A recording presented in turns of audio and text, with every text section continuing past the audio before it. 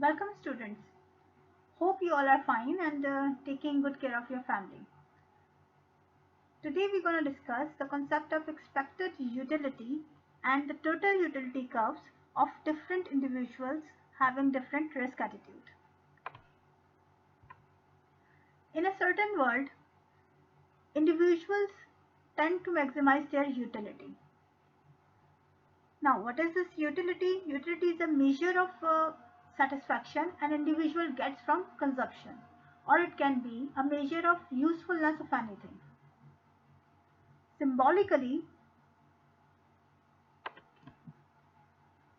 we write the utility as a function of consumption.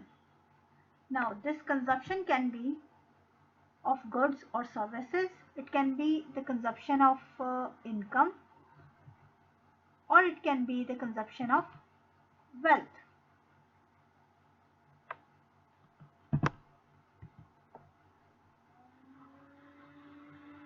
Utility can be cardinal or ordinal.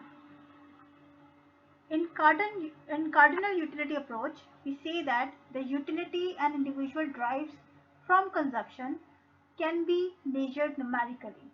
I can assign a single number to the utility I receive from consuming anything.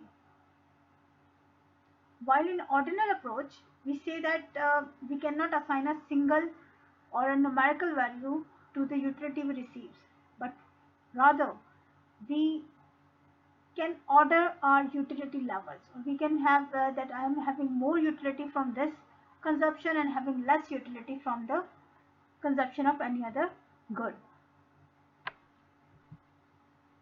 In case of a single good, for example, good X, the utility we receive from the consumption of good X can be written as the function like this. Utility is the function of consumption of good X. Now, if you plot this total utility curve for this good, it will be something like this. What this curve shows is that as you increase the consumption of the good X, your utility is increasing, but it is increasing at a decreasing rate, as can be seen by these triangles, which are getting smaller and smaller as we move on the x-axis.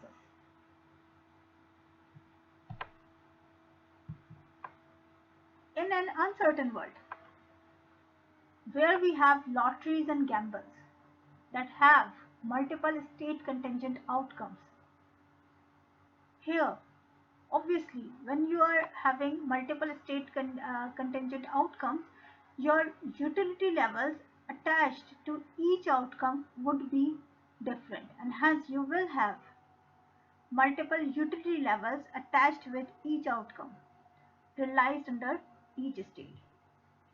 For example, consider stock that pays an return income of M. It will pay an income of HM, which is a higher level of income or return if the market performs good, and an income level of ML, which is a lower level of income if the market performs poor. To know what this stock will pay us on average, we take expectation of these two outcomes. Now, as we already know that the utility level attached with an higher income level would be higher, and the utility level attached with a lower income would be less. So we have two different utility levels here as well. What we're gonna do, we also gonna take expectation of these two utility level to have our expected utility. Remember, in the certain world, we do not have to calculate the expected utility because the utility attached to each unit of consumption is a single one. While here you have multiple outcomes, so you will be having multiple levels of utilities concerning the same decision.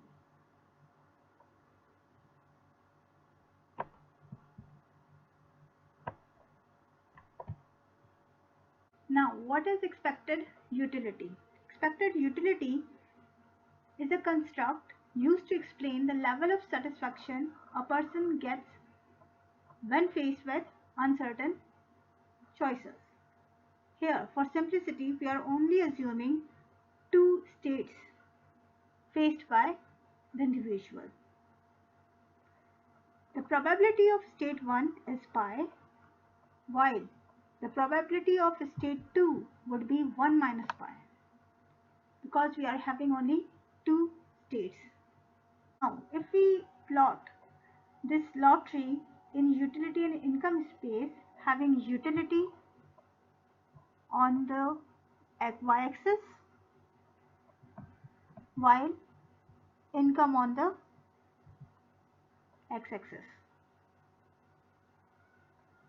then ML is the income which the individual would get if the market performs poor, and will have the utility level of UML. While if the market goes well or performs good, the individual will get an income level which is a higher income level of MH and will have a utility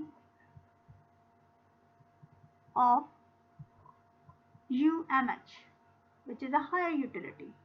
While as we already have seen that we have taken the expectations of on both axes, then the expected income can be shown like here, like this, while the expectation of the utility is shown here. So this is your bundle, or this is the point of our expectations.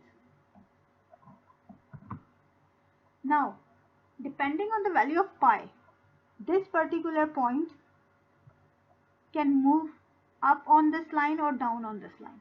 For example, if we have pi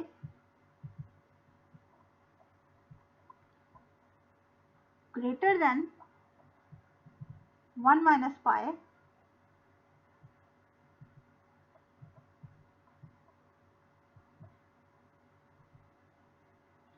then obviously as your pi is greater than 1 minus pi, then you will be moving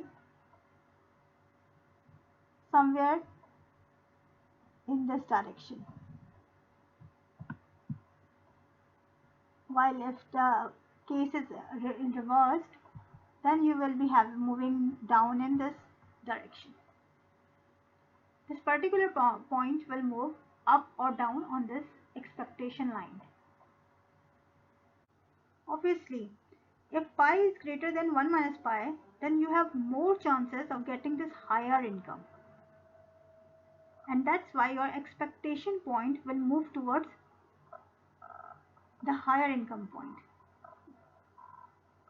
On the contrary, if pi is less than 1 minus pi, as you can see that the pi is the probability of having higher income, and 1 minus pi is the probability of having lower income. If this value is bigger, this means that you will have greater chances of having a lower income, which would result in lower utility.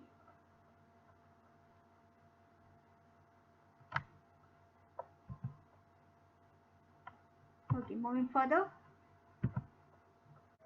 The concept of expected gain or expected income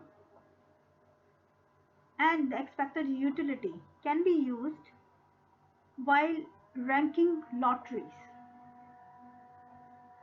For example, if an individual is faced with different alternatives, how he or she gonna rank lotteries in an uncertain world?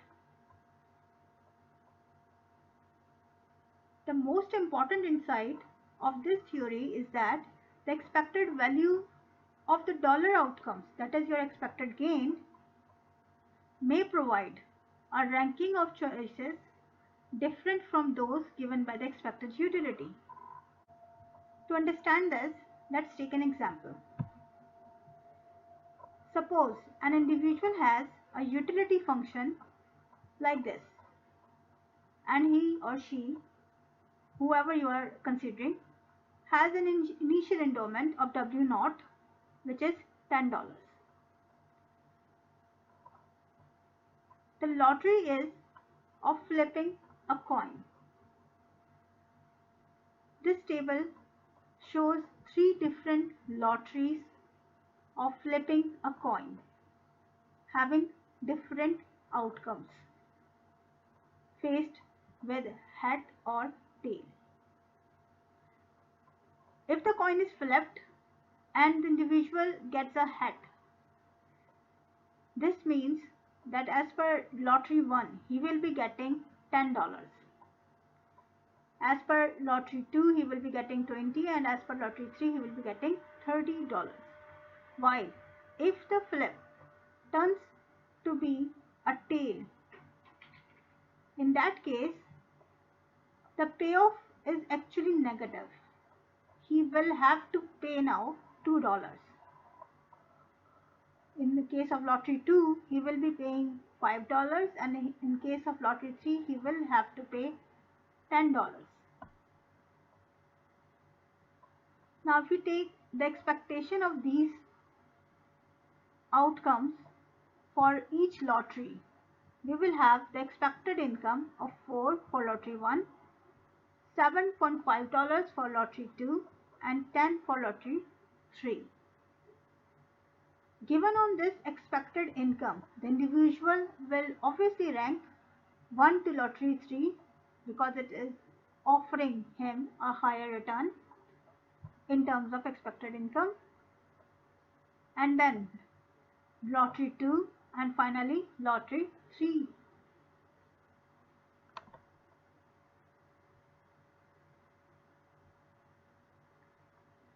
He will be ranking lottery 2 second because the return of lottery 2 is the next higher return, and he will rank lottery 1 third because the return of lottery 1 is least. Now let's see if this ranking differs if he ranks these lotteries as per expected utility rather than expected income.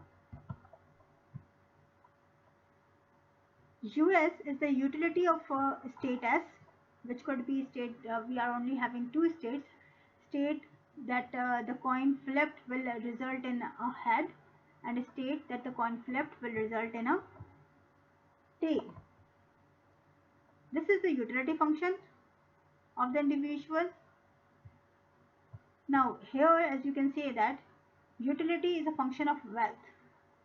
So obviously his wealth would be defined by his initial endowment plus the payoff from the lottery. Now if he had to take the expectation of wealth, in either case he will be using this construct pi, which is the probability of having hat, that is having state where the coin flips to be hat, and pi 1 minus pi is the probability of having a tail.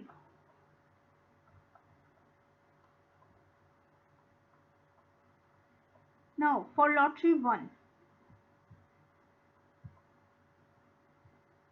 if the coin turns out to be a head, then the individual's wealth condition would be 10, which is his original initial endowment, plus 10 of this outcome, and he will be taking square root of this value to have the utility level.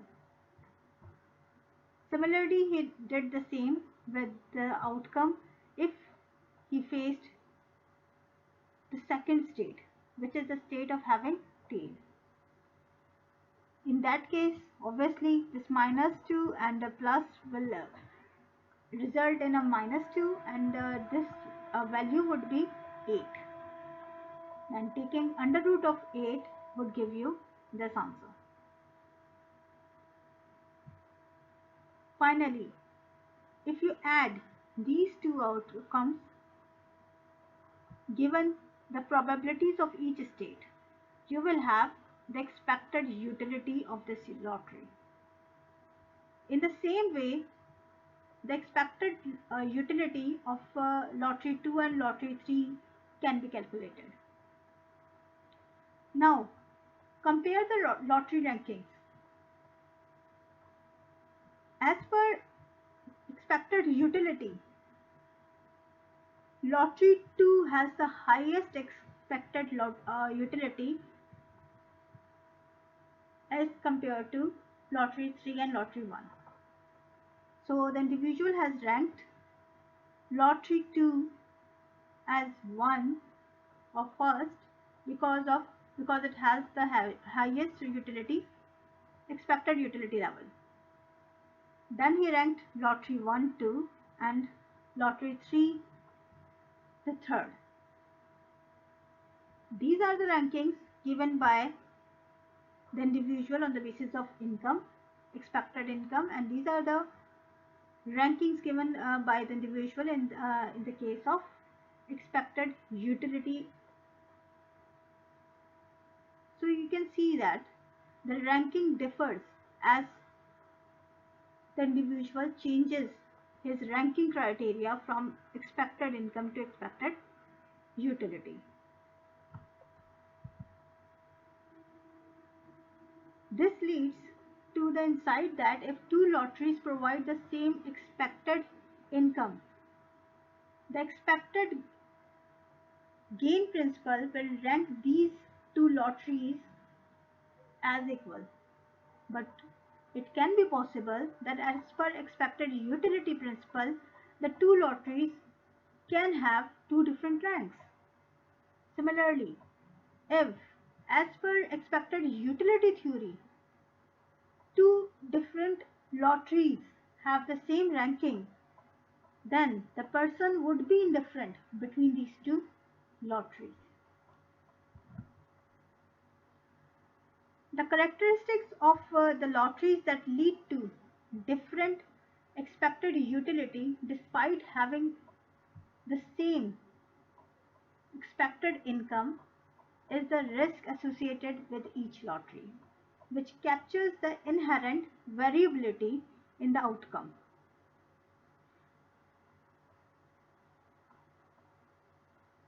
The expected utility theory predicts that the individual's risk attitude for each lottery may lead to different rankings between lotteries. Moreover, the theory also allows for attitudes towards risk to vary from individual to individual. Now, this difference in risk attitude across individuals is technically known as heterogeneity of risk preferences among economic agents.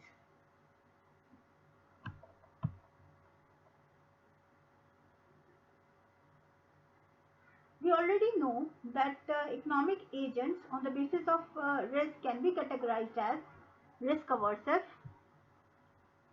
risk seeking or risk loving, and risk neutral.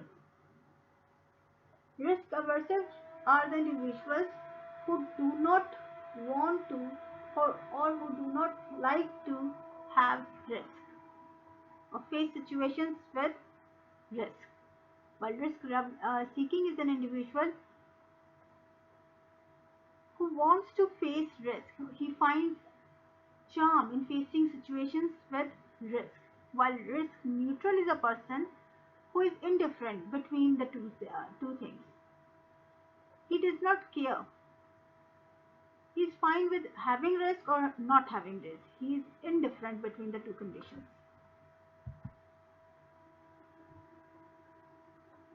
Now, for a risk aversive individual, let's consider our lottery which we have discussed earlier again.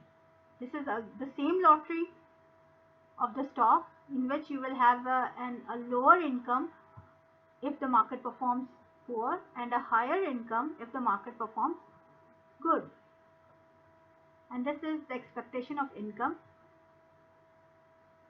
of this lottery. Now, for a risk aversive individual, if this income will be given to this individual for certain, he will be having a higher utility than this attached with this outcome right now.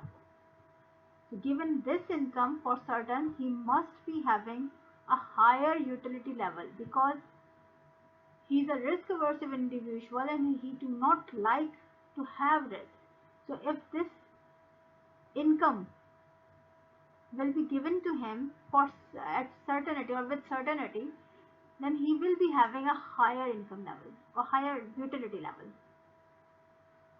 For such type of individuals, the total utility curve turns out to be something like this.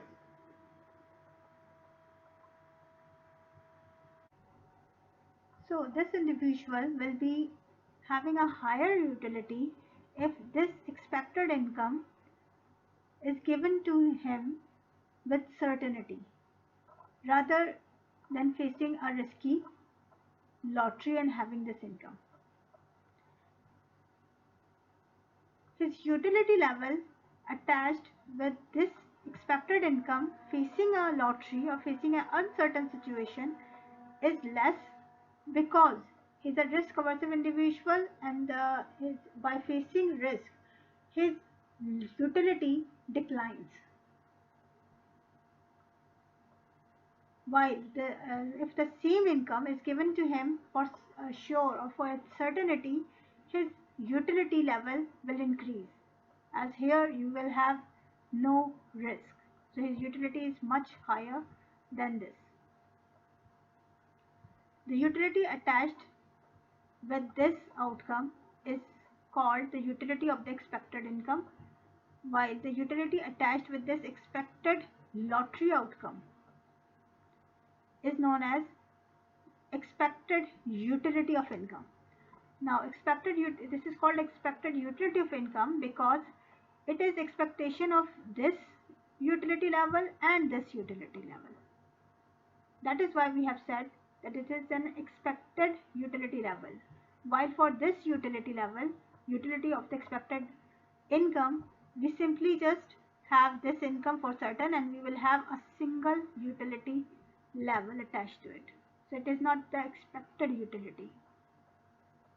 That's why we write it as utility of the expected income, and this we call or read as expected utility. For a risk aversive individual, utility of the expected income is always greater than the expected utility of income. That is, this level of utility will always be greater than this level of utility.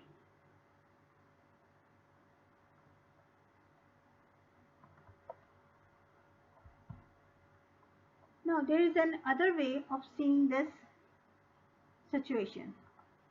For example, this individual, to have this level of utility, this individual will need this much of income for certain. If you give him this income with certainty, he will have this level of utility.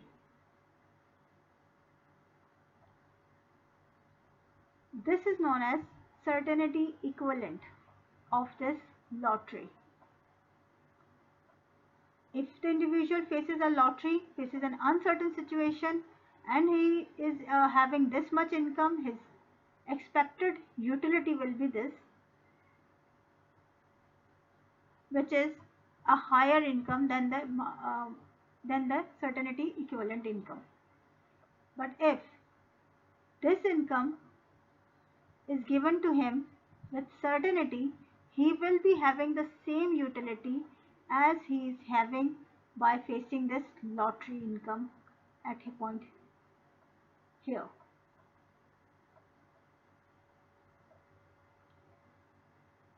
So certainty equivalent of a lottery is the amount that gives the consumer the same utility as the lottery. This is your lottery and this is the certainty outcomes of the total utility. By facing lottery, he will be having this same level of utility but with a higher income. And if on certainty, in the case of certainty, he will be having this level of utility with a lower income as compared to this. Or in other words, it can be said that this is the amount of income required to induce this individual to invest in a risky outcome or to go for a lottery. This is known as the risk premium. That is the amount of income that will induce an investment to move from certainty to uncertainty. This amount will induce him to invest or to face a lottery rather than have a lower income with certainty. The charm of having this additional income will lead or induce this individual to have or to get engaged in this lottery. Moving ahead, let's take the example or the case of a risk-seeking individual now. This is the same lottery that we are discussing, but for now, for a risk-seeking individual, facing a lottery will yield more utility than having the same income with certainty. That is, his utility level, if this income is given to him with certainty, will be lower than this expected utility. Or it can be seen like this. So the total utility curve for a risk-seeking individual would be like this. This is increasing with increasing rate because for every additional unit of risk he is taking, his utility will increase at an increasing rate.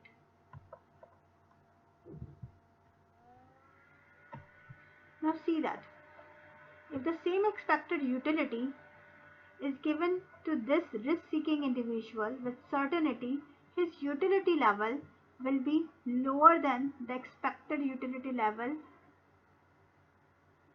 of having the same income and facing the lottery. So for a risk-seeking individual, utility of the expected income is less than the expected utility of income. Obviously, for a certainty equivalent point, if you move from this expectation horizontally towards the certainty curve, this is the point which will yield your certainty equivalent. That is, this is the case of saying like to induce this individual to not to face a risky lottery and have a certain outcome or have a certain income, you are actually reducing his charm of risk. So you have to compensate him with additional income. Okay, lastly we have the case of a risk neutral individual. A risk neutral individual is an individual who is indifferent between having risk and having no risk. So that's why his total utility curve will actually be a linear line which will overlap or coincide with the lottery outcome. So his expected utility will be equal to utility of the expected income. For a risk neutral individual, we say that the utility of expected income is equal to the utility of expected utility of income.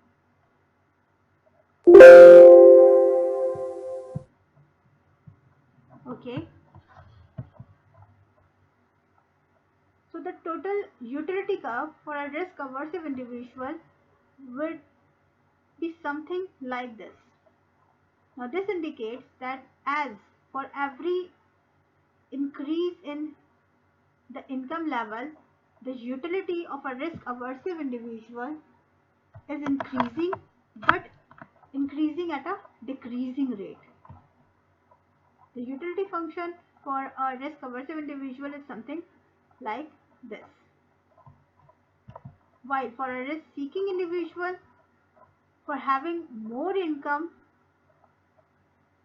with risk, his utility will increase at an increasing rate. Because the increase in utility will have two parts here. Because his utility increases because of the increase in income and because of the increase in risk.